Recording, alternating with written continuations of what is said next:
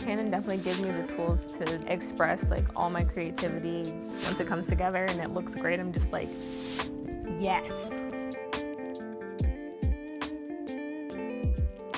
I consider myself a creative and an artist because I wear a few hats. I creative direct, model, and photograph myself. When I'm creatively blocked, sometimes it's hard.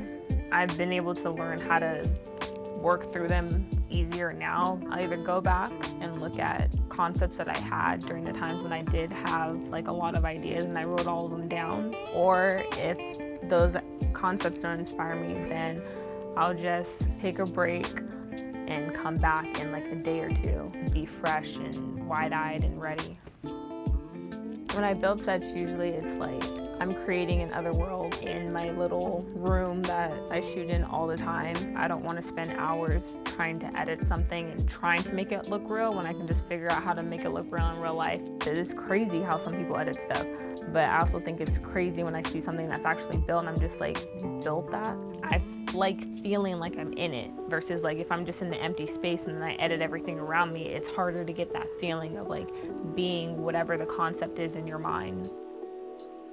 Canon gives me the tools to express all of my creativity, to get the vision that I have in my head out in reality.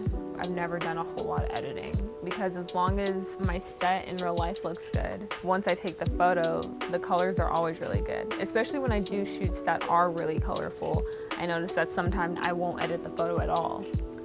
What I like about the 90D compared to the camera that I already have is that it has a time-lapse feature. I do time-lapses all the time, so when I discovered that the 90D had a time-lapse, I was ecstatic. My camera can already be set up, have the time-lapse on it, and then go right into shooting.